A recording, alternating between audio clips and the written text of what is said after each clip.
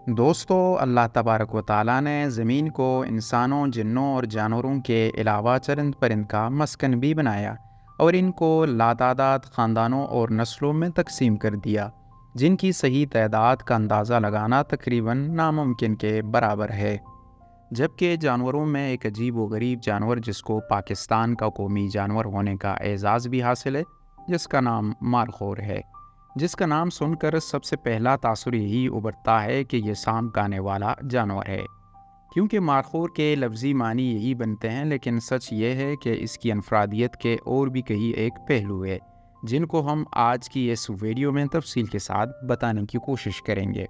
दोस्तों, 99% व्यूवर्स हमारी वीडियोस देखते हैं मगर सब्सक्राइब नहीं करते, तो काइंडली अगर आपने हमारे चैनल अभी तक सब्सक्राइब नहीं किया है तो हमारी सपोर्ट और मोटिवेशन के लिए चैनल को ज़रूर सब्सक्राइब करें। Thank you. दोस्तों, जो भी चीज़ आपकी कौमी अहमियत की ज़ामन हो उसके साथ एक ताल्लुक़ ख़ास कायम होना एक फ़ितरी अमल होता है, और शायद यही वजह है कि इससे कबल भी कई दफ़ा हमारे बहुत सारे दोस्त पाकिस्तान के इस कौमी जानवर के बारे में जानने की ख्वाहिश का इज़हार कर चुके थे, लेकिन वक्त और अपनी कमज़ोरी की वजह से देर होने की माज़रत को कबूल कीजिए। लेकिन हमें खुशी है कि आज की इस वीडियो को हम इस मौजू की नज़र करने के काबिल हो सके हैं, चूँकि हमारे लिए हमारे दोस्त व्यूवर्स हमारा सरमाया है, जिनकी राय का एहतराम हम पर वाजिब है। तो दोस्तों, चलते हैं पाकिस्तान के इलाके गिलगित बल्तिस्तान के पहाड़ी इलाकों में पाए जाने वाले इस मुनफरिद मारखोर जानवर की तरफ, जिसके बारे में ये रवायत बहुत आम है कि वो सांप शौक से खाता है।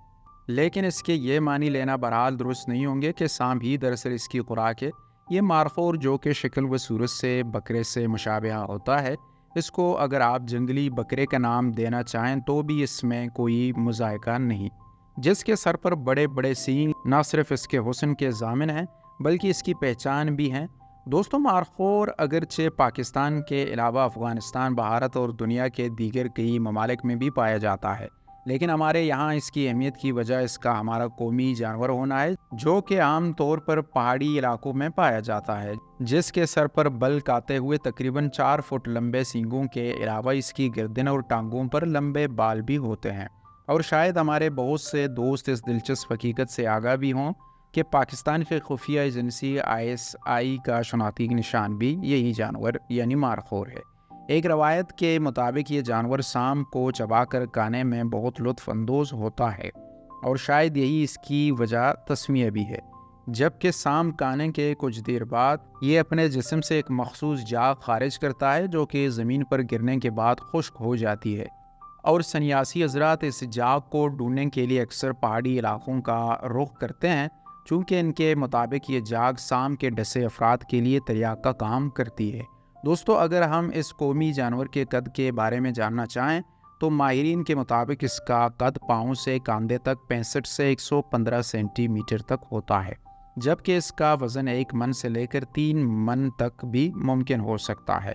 नर मारखोर के सींग अगरचे मादा मारखोर के मुकाबले से ज़्यादा ऊंचे और तवील होते हैं, लेकिन मादा के सींग भी इसके कद के मुताबिक बलदार और ख़ूबसूरत होते हैं। मारखोर, जो कि पहाड़ी इलाकों का जानवर है, इसकी मादाएं आमतौर पर अपने दीगर साथियों के साथ घूमती हैं, जिनकी तादाद अक्सर 9 तक होती है। लेकिन हैरत अंगेज़ तौर पर नर मारखोर बिल्कुल तनहा रहना पसंद करते हैं, जबकि अपनी नस्ल की अफजाइश के लिए ये मखसूस मौसम में एक दूसरे की कुर्बत इख्तियार करते हैं, और इस मौसम में नर और मादा एक दूसरे के सींगों में सींग फंसाकर मोहब्बत का इजहार करते हैं। मादा मारखोर का हमल आम तौर पर 140 से 170 दिन तक होता है, जिसके बाद इनके यहाँ अमूमी तौर पर 2 बच्चे पैदा होते हैं, लेकिन बाज़ औक़ात इनकी तादाद 3 तक भी हो सकती है। मारखोर आम तौर पर शाहबलूत और सनोबर के घने जंगलात में रहना पसंद करता है, जबकि मैदानी इलाकों की निस्बत पहाड़ी इलाके इस मारखोर को ज़्यादा रास आते हैं।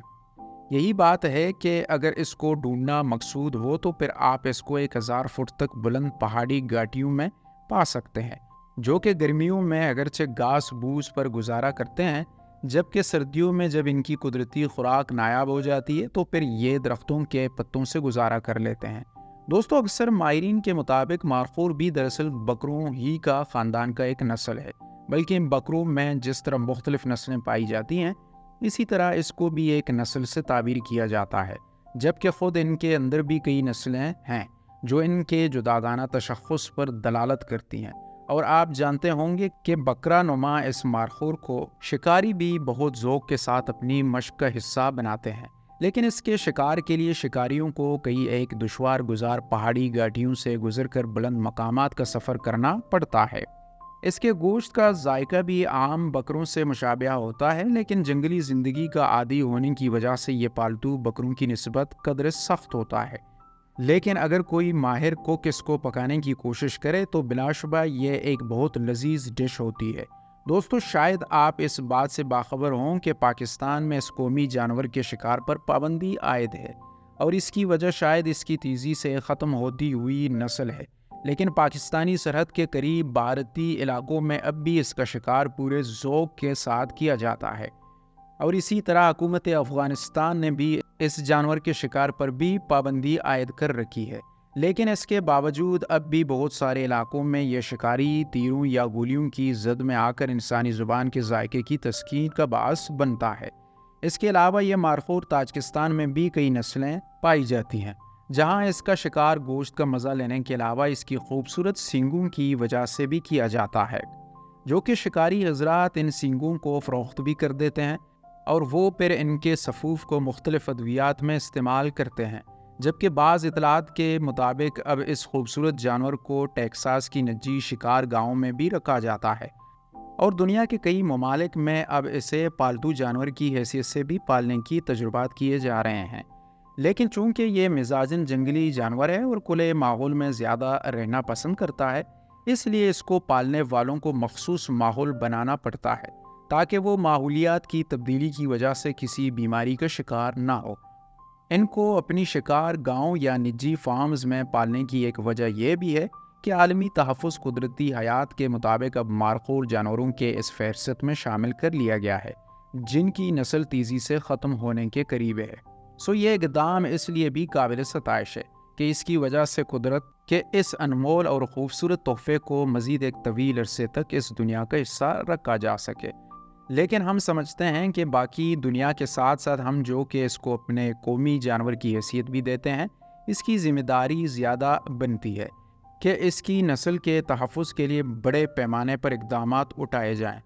تاکہ یہ ہمارا قومی جانور محض تصاویر میں ہی نہیں بلکہ وجودی طور پر بھی ہمارا ہمسفر رہ سکے۔ دوستو، ایک سروے کے مطابق اب مارخور کی کل تعداد جو کہ جنگلوں میں زندگی گزارنے پر مجبور ہے، محض 2 سے 4 ہزار تک کی بتائی گئی ہیں، جو کہ انتہائی حد تک الارمنگ صورتحال کی طرف اشارہ کر رہی ہیں۔ جبکہ آپ یہ جان کر حیران ہوں گے کہ عالمی تنظیم برائے جنگلی حیات، جس نے اب تک 72 جانوروں کی تصاویر کو خصوصی سکہ جات کے لیے منتخب کیا ہے، ان میں سے ایک ہمارا یہ قومی جانور بھی ہے۔